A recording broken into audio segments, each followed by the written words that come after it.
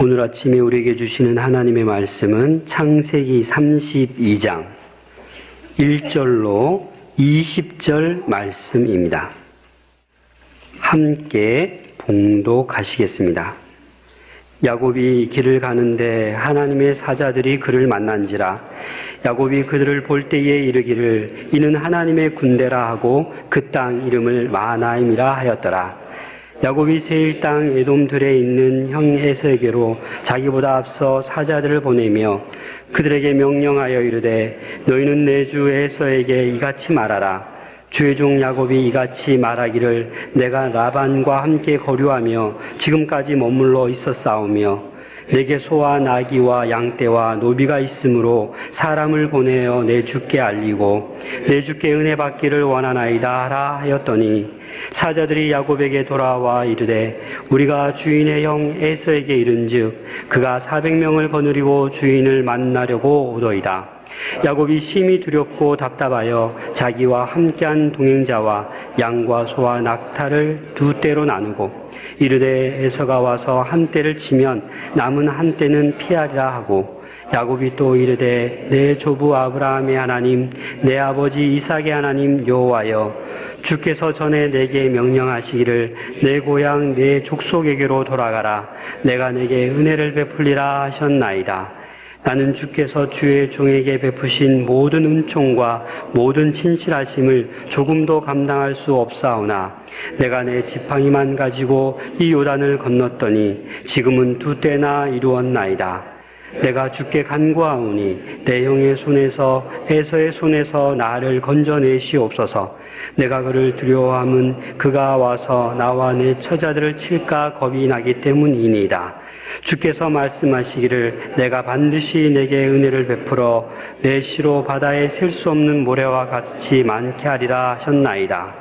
야곱이 거기서 밤을 지내고 그 소유 중에서 형 에서를 위하여 예물을 택하니 암염소가 200이요 순염소가 20이요 암양이 200이요 순양이 20이요 젖나는 낙타 30과 그 새끼요 암소가 40이요 황소가 10이요 암나귀가 20이요 그 새끼 나귀가 10이라. 그것을 각각 대로 나누어 종들의 손에 맡기고 그의 종에게 이르되 나보다 앞서 건너가서 각대로 거리를 두게 하라 하고 그가 또 앞선 자에게 명령하여 이르되 내 형 에서가 너를 만나 묻기를 내가 누구의 사람이며 어디로 가느냐 내 앞에 것은 누구의 것이냐 하거든 대답하기를 주의 종 야곱의 것이요 자기 주 에서에게로 보내는 예물이오며 야곱도 우리 뒤에 있나이다 하라 하고 그 둘째와 셋째와 각대를 따라가는 자에게 명령하여 이르되 너희도 에서를 만나거든 곧 이같이 그에게 말하고 또 너희는 말하기를 주의 종 야곱이 우리 뒤에 있다 하라 하니 이는 야곱이 말하기를 내가 내 앞에 보내는 예물로 형의 감정을 푼 후에 대면하면 형이 혹시 나를 받아주리라 함이었더라. 아멘. 야곱은 집념의 사람입니다. 지금까지 온 이 세 분의 족장을 보면 다 그 삶이나 또 기질을 특징 지을 수 있는 말을 찾을 수 있지요. 아브라함은 믿음, 바랄 수 없는 중에 바라고 기대할 수 없는 중에도 기대합니다. 그리고 이삭은 온유함, 그리고 이 야곱은 집념입니다. 집념. 어디서부터 그런 집념이 솟아나오는지는 알 수 없는데 그 생에 대한 엄청난 애착을 가지고 있는 사람입니다. 그래서 그 생에 대한 애착이 강하기 때문에 꿈꿀 수 없는 것들도 꿈꾸고 기대할 수 없어 보이는 것들도 기대하면서 자기 손에 필요한 데 없는 경우에는 빼앗기까지도 할 수 있는 그런 사람입니다. 그리고 이 야곱이 가졌던 이 집념이 야곱을 성공한 사람으로 만들어 주었습니다. 뒤에 야곱이 가진 소유가 그려져 있지요. 양이 200마리고 염소가 20마리고 엄청난 부를 쌓게 되었습니다.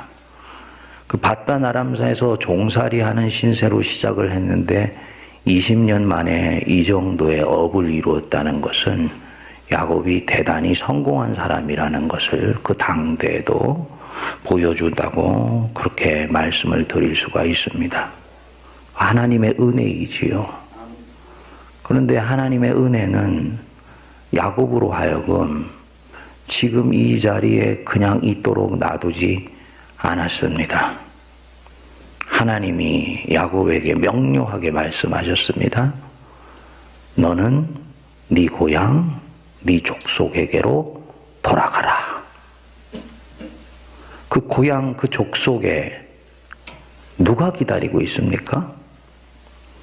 에서가 기다리고 있잖아요. 철없을 때 자기의 집념 때문에 상처를 입혔던 사람. 그래서 그 형의 상처받은 데서 나온 분노를 피하여서 이 밧단 아람으로 피하여 왔는데 20년의 세월이 지났지요.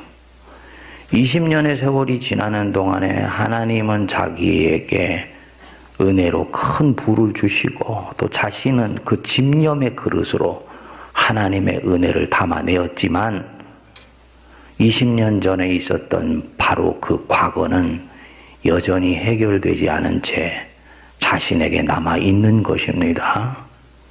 그리로 돌아가라는 거예요. 이 야곱의 딜레마라고 얘기를 할 수가 있지요. 집념이 자기에게 성공을 가져다 주었지만 성공이 남긴 상처가 있는데 그 상처 할 수만 있으면 피하고 싶고 할 수만 있으면은 자기 기억 속에서 지우개로 지워버리듯이 푹푹 지우고 살고 싶은데요.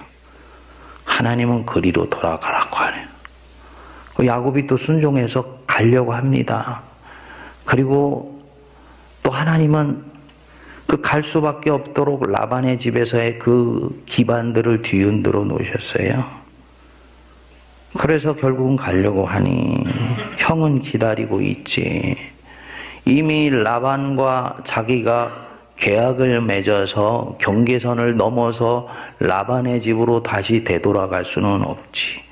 이러지도 못하고 저러지도 못하는 이 전전긍긍한 상황이 이 창세기 32장입니다. 사람이 위기에 닥치면 자기 스타일이 나오지 않습니까? 그 특유의 꾀를 또 만들어내게 되었습니다. 그 전령을 가장해서 염탐꾼을 보낸 것입니다. 그러면서 입에다 말을 넣어줬어요.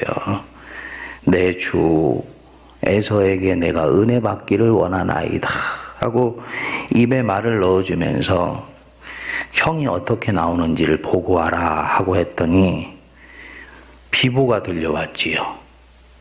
그가 400명을 거느리고 주인을 만나러 오나이다. 400명, 장정 400명, 성경은 기록하지 않았지만 아마도 무장을 했었을 것 같아요. 이 얘기를 들은 야곱이 가슴이 완전히 녹아져 내렸습니다. 7절을 보시면 야곱이 심히 두렵고 답답하여. 여러분 성경을 이후에 읽어가 보시면 여러분들이 아시겠습니다만 성경은 사람의 내적 감정을 드러내는데 굉장히 인색합니다. 잘 드러내질 않고 암시만 던져줘요. 그런데 여기서 야곱의 경우에 있어서는 예외입니다. 야곱이 심히 두렵고 답답했다. 야곱의 마음이 얼마나 이 두려움에 몸서림치고 있는지를 성경은 얘기를 해주고 있는 것입니다. 아마도 벌벌 떨었을 것 같습니다. 그래서 이 두려운 마음에 꾀를 내기를 내가 내 무리를 둘로 나누어서 만일에 형 에서가 한 무리를 치면 나머지 한 무리라도 살아남도록 해야 되겠다 해서 둘로 나누었습니다. 그리고도 마음이 편하지 않으니까 하나님께 기도한 것입니다. 성경에 나오는 여태까지 나온 기도 중에서 가장 긴 기도문이죠. 가장 긴 기도문이고요. 고전적인 기도에 해당되는 기도입니다. 고전적이라는 것은 바로 이 기도가 이스라엘 백성들이 이후에 하나님께 드리는 기도의 원형이 되고 모범이 되었다는 얘기입니다. 기도의 내용은 크게 두 가지입니다. 첫 번째로는 하나님께서 나를 이곳으로 오게 해 주셨으니 하나님이 책임을 져주셔야 됩니다 하고 하나님의 마음을 자기에게로 바짝 잡아당기는 것이고요. 두 번째로는 하나님이 자신에게 했던 약속을 하나님께 환기시킴으로써 약속을 지키시는 하나님이 다른 쪽으로 마음을 가지 못하도록 그렇게 기도를 하는 것입니다.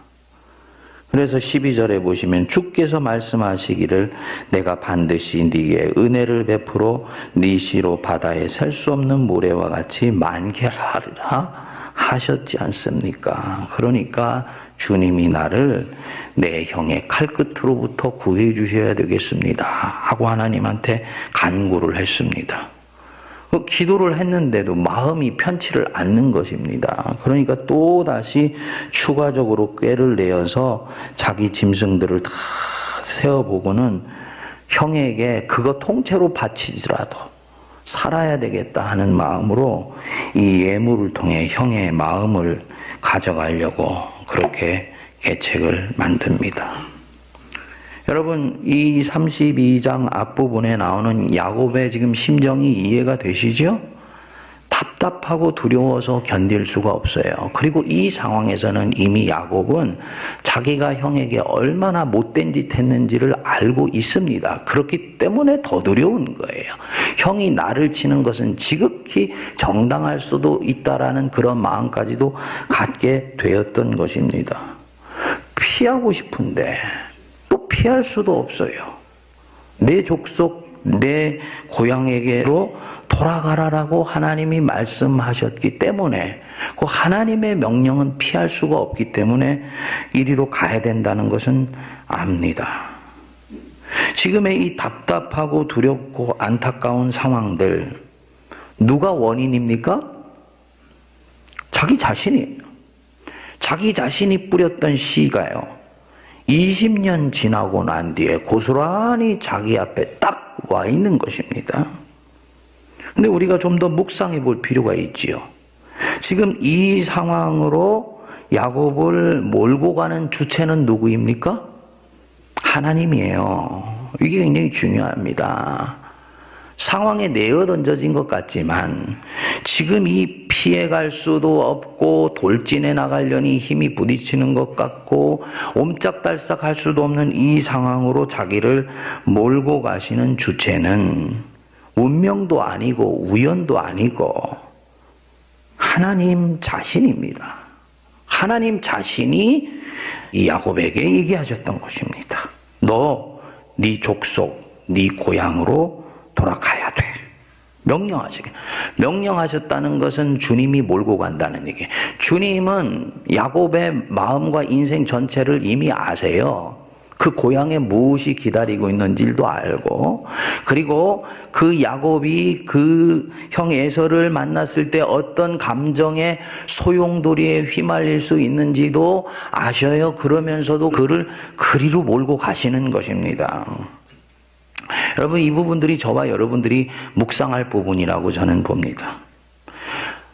성도들은 대략 이 정도 선에서 마치기를 원합니다. 성도들의 신앙이 가는 그 방향과 궤적을 보면 야곱처럼 하나님 앞에 은혜 받기를 원합니다. 축복받기를 원합니다. 그리고 이미 밧다나람의 끝에서 야곱은 그 은혜와 축복을 저나 여러분들이 일반적으로 원하는 은혜와 축복을 다 받았어요. 자손도 번성하고 아내도 4명이고 저나 여러분들은 아내가 하나밖에 없는데 그리고 얼마나 많은 부를 축적을 했습니까? 다 받았습니다. 그러니까 야곱이 이제는 골치 아픈 인생들 피해서 자기가 이전에 못된 것도 있지만 그거 좀 옆으로 밀쳐놓고 지워놓고 다른 곳에서 살 수도 있어요. 그래서 굳이 고향 족속이 아닌 그 옆 동네에다가 둥지를 틀 수도 있습니다. 그리고 그것은 일반적으로 성도들이 원하는 신앙의 마지막 꼴이라고 얘기할 수 있죠. 은혜롭게 평안하게 주님이 좀 눈도 감아주시고 이렇게 살 수 있습니다. 그런데 보십시오. 주님은 야곱으로 하여금 자기 인생 속에 지워버리고 싶은 바로 그 기억의 현장, 기억뿐만 아니라 실제 있었던 삶의 아픔과 상처 속으로 쑥 밀어넣어 버리시잖아요. 왜 그럴까요? 그거 지나가야지 뭐가 나오기 때문에? 약속의 땅이 나오기 때문에요. 그거 지나가야지 약속의 땅이 나와요. 그거 지나가야지 하나님이 내 인생에 주신 사명이 꽃피우는 바로 그곳이 나타나는 것입니다. 에서는 이후에 세일로 갑니다. 보시면은 에서도 야곱이 주는 이 예물에 조금도 마음이 휘둘리지 않을 정도까지 이미 많은 것들을 이뤘습니다. 아버지 엄마의 재산은 사실은 에서한테 고스란히 갔을 것입니다. 20년 사이에. 그래서 이 에서는 결국은 세일로 갔어요. 근데 세일은 약속의 땅이 아니거든요. 그곳에서는 아무리 많은 것을 이루었다 할지라도 하나님의 구원의 역사 속에서 스쳐 지나가는 유성과 같은 존재로 끝나버리는 것입니다. 힘들더라도요, 바로 그곳으로 고향 족속에게로 약속의 땅, 가나안 땅으로 들어가야 거기서 그 인생이 완성되는 것이고 꽃을 피우는 것이고 열매를 맺어서 후대에 남겨줄 수가 있게 되는 것이죠. 근데 그렇게 되기 위해서는 저나 여러분들이 반드시 거쳐가야 되는 불편한 내 인생의 진실이 있더라. 그 야곱에게는 에서였습니다. 저와 여러분들에게도 있습니다. 그리고 하나님은 그것을 다루시기를 원하시는 거예요. 지금 이 야곱에게. 그리고 이것 다루어야지 야곱이 이스라엘이 되는 것입니다. 야곱으로 그냥 남아있으면서는 절대로 하나님의 일을 이룰 수가 없고 하나님이 내 인생에게 주시는 은혜를 꽃피울 수가 없어요. 야곱이 이스라엘로 되기 위해서는 에서가 다뤄져야 돼. 그리고 이 에서를 다루기 위해서 내일 살펴보겠습니다만 야복강에 치열한 싸움이 있어야 하는 것이지요. 은혜로 사는 인생인데 주님은 이 부분 좀 갈무리 해주시면 안 될까? 알아서 20년 사이에 에서의 마음도 다 누그러뜨려 주시고 야곱도 좀 담대한 기질을 가져서 이것이 갈등 상황으로 드러나지 않도록 해주시면 좋을 것 같은데 하나님은 그렇게 일하시지 않습니다. 예, 하나님은 그렇게 일하시잖아요. 구원은 거저, 구속 곧 죄사함은 거저 공짜로 얻지만 저와 여러분들이 하나님의 사람으로 빚어져 가서 야곱에서 이스라엘로 바뀌는 이 과정 속에는 하나님의 은총과 그 은총을 받아들이는 성도들의 땀과 수고가 함께 있을 때 하나님이 역사하시는 것입니다. 그래서 고스란히 야곱이 그 부분들을 받아들이는 것이죠. 사랑하는 여러분, 개인에게도 공동체에게도 이 넘어가야 되는 애서가 있습니다. 저에게도 있습니다. 하나님께서 목회자 한 사람을 공동체 속에서 섬기게 하실 때는 주님은 한 가지 목적만 갖고 계시지 않아요. 그 목회자나 혹은 장로님들이나 혹은 일꾼들을 통해서 그가 가진 책임감과 헌신을 가지고 공동체를 섬기게 하면서 동시에 그 공동체와 실키고 부딪히고 끌어안고 기도하는 가운데서 그 공동체를 섬기는 그 사람 자신도 빚어가세요.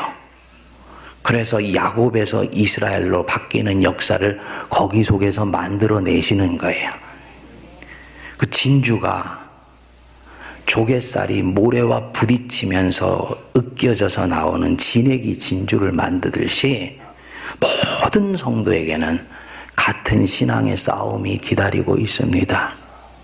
오늘 한국교회 많은 문제는 뭐냐면요, 예수를 믿고 난 뒤에 사명을 감당하는 것에만 초점이 맞춰져서 정작 우리 주님이 대단히 관심 가지고 계시는 사명을 감당하는 그 사람이 어떻게 야곱으로부터 이스라엘로 바뀌어 가는가라는 바로 그 부분에는 자기 자신의 내적인 기도와 그런 변화를 향한 몸부림이 적다는 거지요. 그래서 결국은 사명은 감당했는지 모르지만 사람은 점점 거칠어지고 황폐해지고는 이런 경우들 때문에 하나님의 영광을 가리우는 것입니다. 사랑하는 여러분들, 내 안에 넘어가야 되는 애서가 뭔지 제가 여러분들에게 말씀드리지 않아도 여러분들은 이미 알고 있어요. 신앙의 철부지 때는 한 30대 중반 정도까지는 모를지 몰라도 인생의 중년기로 접어들게 되면 내 속에 야곱과 같은 집념이라는 밝은 면 옆에 있는 그 어두운 면, 온유하기 때문에 우유부단할 수 있고 지혜롭기 때문에 역으로 교활할 수도 있는 그 어두운 면이 무엇인지 저나 여러분들은 알고 있습니다. 그리고 이 부분 할 수만 있으면 덮고 싶지만 우리 주님은 그거 원치 않으세요. 나를 그 야복강가로 몰고 가십니다. 그리고 거기서 씨름을 하기를 원하십니다. 각자의 심령 속에 부딪혀 오시는 자기 자신의 그 애서 피하지 마시고 남은 인생 속에서 내 속에 있는 애서를 뛰어넘어서 야곱이 이스라엘로 바뀌는, 그래서 하나님께 영광 돌리는 은혜로운 삶이 계속 이어지게 되기를 기도합니다. 기도하겠습니다.